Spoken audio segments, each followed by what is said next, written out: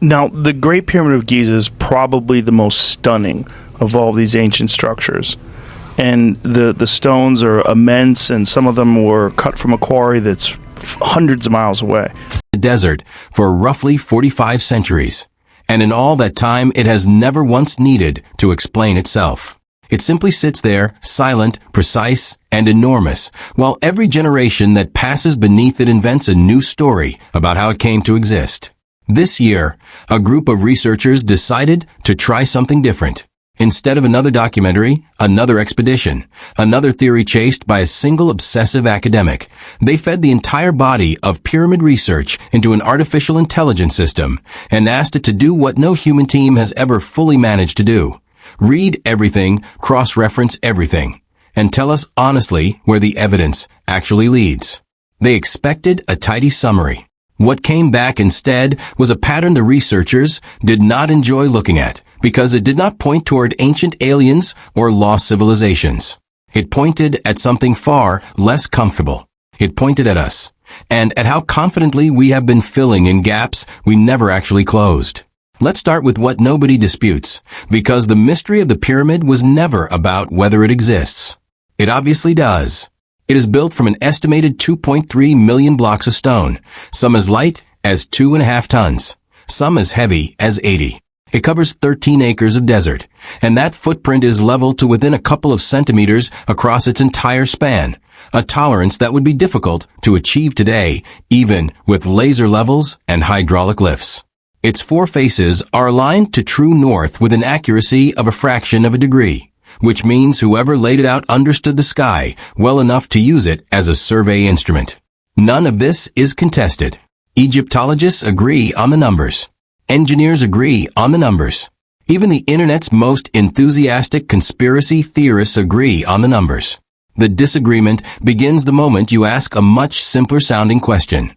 How exactly did they do it? For a long time, popular imagination filled that gap with whips and slaves, an image that has been thoroughly and rightly dismantled by the archaeology. In the 1990s, excavations near the Giza Plateau uncovered an entire workers' settlement, complete with bakeries, breweries, medical facilities, and organized burial grounds. The skeletal remains show healed fractures and even survived amputations, meaning these laborers had access to real medical care. They were organized into named crews, fed on rations, and honored in death.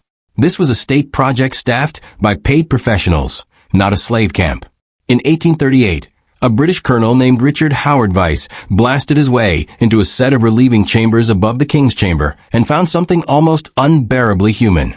Graffiti left by the work gangs themselves, painted in red ochre on stone no one was ever meant to see again.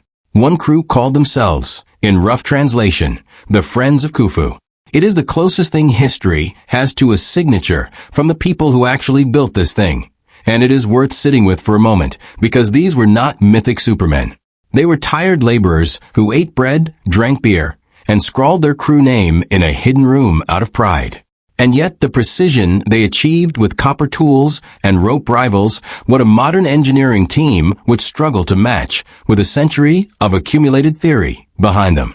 That tension, ordinary people achieving extraordinary results, is exactly where the machine's analysis began to circle something uncomfortable. The first serious crack in the official story shows up in the granite. The roof of the King's Chamber is formed from 9 massive granite beams, each weighing somewhere between 40 and 70 tons. These blocks were not quarried anywhere near Giza. They were cut from bedrock at Aswan, more than 800 kilometers to the south, then somehow moved across river and desert before being lifted roughly 43 meters into the air, into a structure that was still under construction around them. For limestone, we actually have direct documentary proof of the transport method.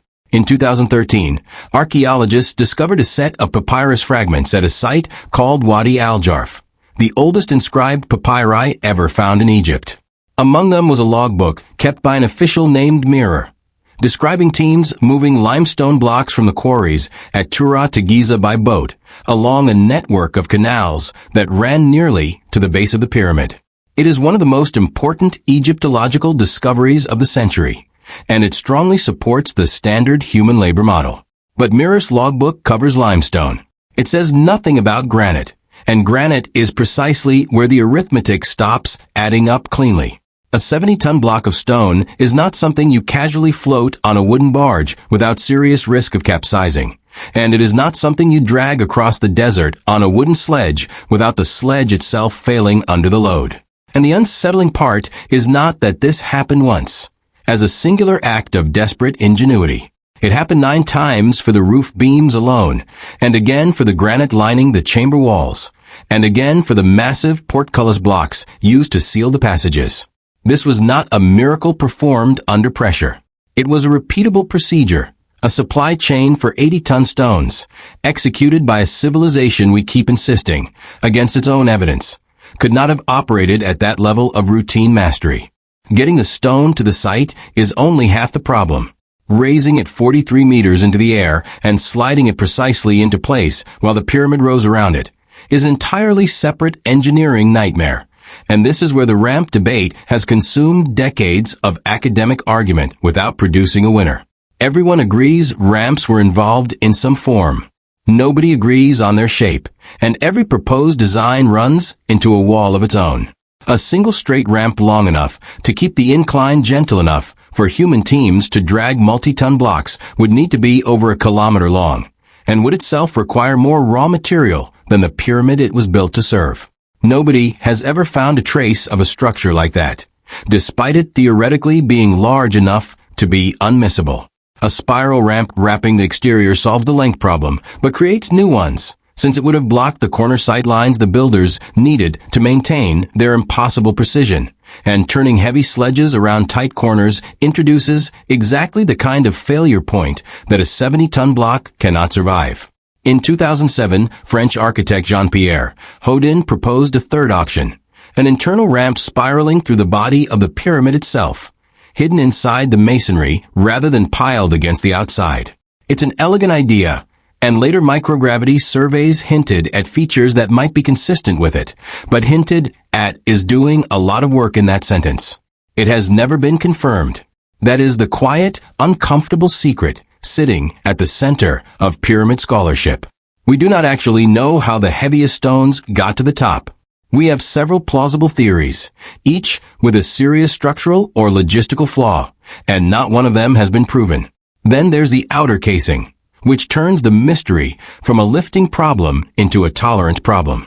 The pyramid you see today, gray and stepped and weathered, is not the pyramid that was originally built.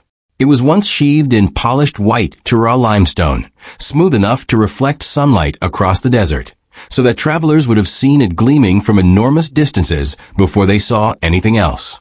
Most of that casing was stripped away over the centuries to build medieval Cairo, but some survives at the base, and when the surveyor Flinders Petrie measured the joints between those surviving blocks, he found gaps averaging around 0.5 millimeter across faces of stone weighing several tons each. The joints weren't just tight, they were cemented with a thin, even film of mortar spread across the entire contact surface. Picture that for a second. Blocks heavier than a car, fitted together so closely you couldn't slip a sheet of paper into the seam, repeated across an entire structure covering 13 acres. A 1925 survey by J.H. Cole found the deviation in the length of the base sides to be less than 0.1%. This is not just impressive stonework. It is a tolerance a modern jeweler would respect, achieved at a scale of millions of tons, using tools you could buy today at a hardware store and would never trust with anything requiring that kind of accuracy. There is no room for error in work like that, and no second draft. A casing stone cut 1 millimeter wrong is a multi-ton mistake that has to be hauled away and replaced. We have the measurements proving this was done correctly over and over at scale. We do not have a complete account of how. This is roughly the point where feeding the material into an AI system stops being a novelty and starts becoming genuinely useful, because a language model processing thousands of academic papers, engineering reports, and survey datasets isn't swept up in the romance of the mystery the way a human researcher might be. It just compares the explanation on record against the physical result that explanation is supposed to produce, and it flags the discrepancy without embarrassment or hesitation. What it kept returning to across every pass of the material was not a hidden vault or a lost technology or anything resembling a secret. It was a gap, a clean, quantifiable, well-documented gap between the confidence with which the standard narrative is taught and the actual completeness of the evidence supporting the hardest parts of that narrative. Copper tools, ropes, sledges, and organized labor account for enormous amounts of what we see at Giza, genuinely and convincingly.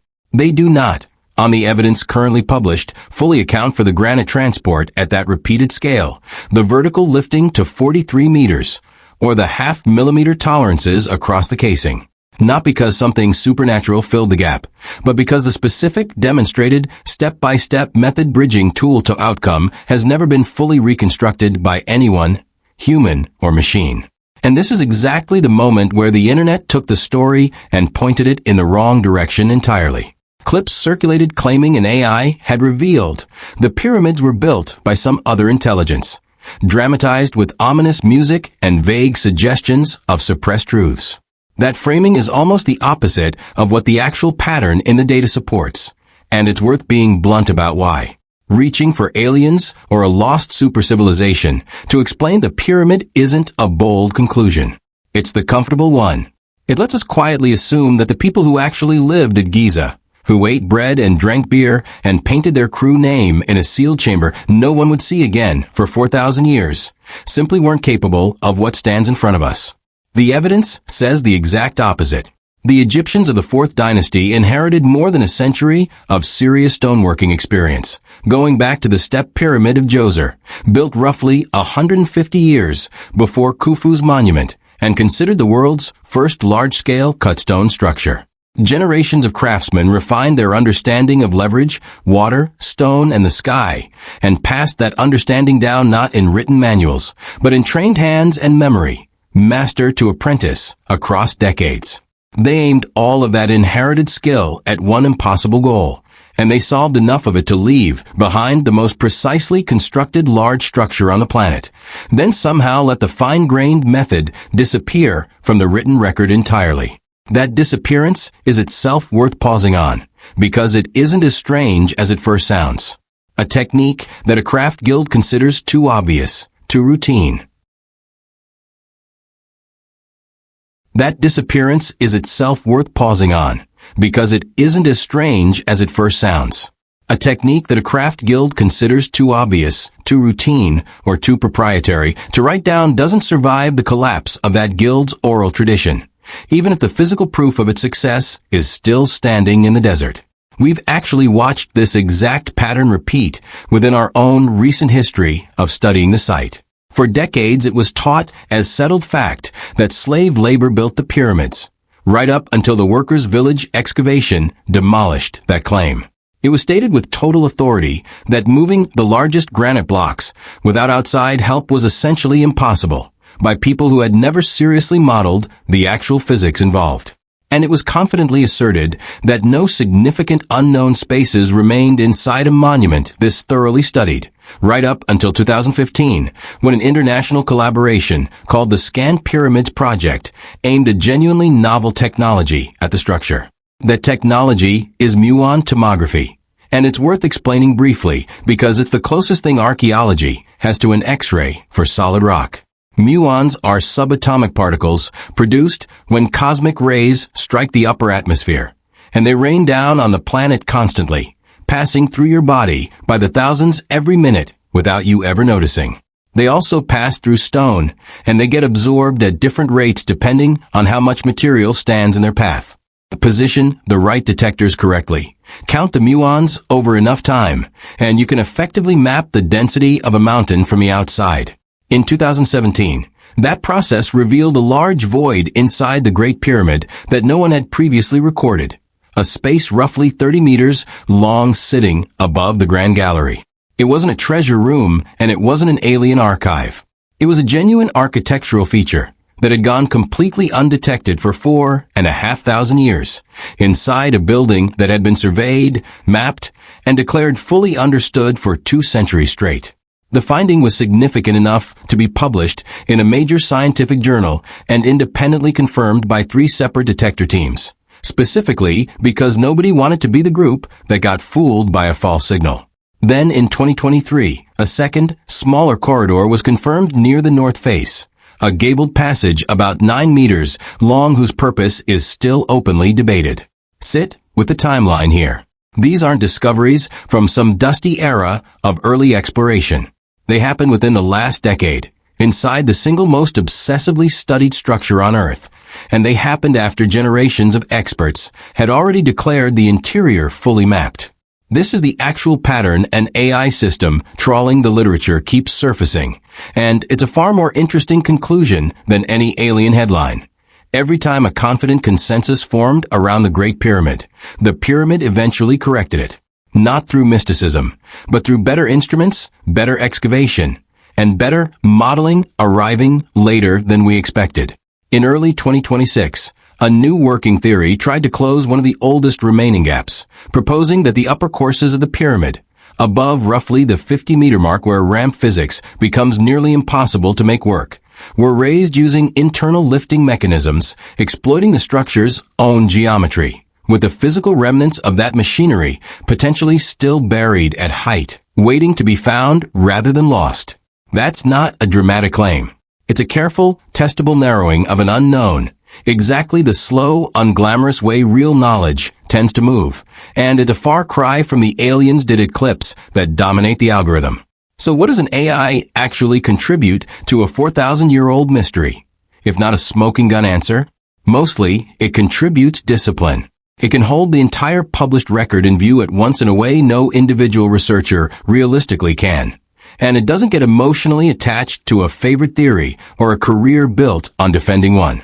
It just keeps measuring the distance between how certain a claim sounds and how much evidence actually stands behind it. And in the case of the Great Pyramid, that distance turns out to be uncomfortably large in exactly the places we've spent the least time admitting it. The honest takeaway isn't that the pyramid required outside help. It's that the people who built it were operating at a level of applied skill we've spent centuries quietly underestimating, precisely because we've grown used to filling the gaps in our understanding with confident language instead of admitted uncertainty. The desert has been holding this contradiction for 4,500 years, patiently outlasting every generation that declared the mystery solved. The evidence doesn't point toward something else having built it. It points toward the builders being exactly as capable as the monument in front of us suggests, and toward us finally being willing to say, honestly, that we still don't know precisely how they pulled it off. If you've made it this far, here's the question worth sitting with. If the most disturbing thing this kind of large-scale analysis actually reveals isn't a hidden civilization, but how badly we've underestimated the people who came before us, what other settled, ancient mysteries deserve the same treatment? The pyramid isn't done talking. It's just finally being asked by tools patient enough to listen.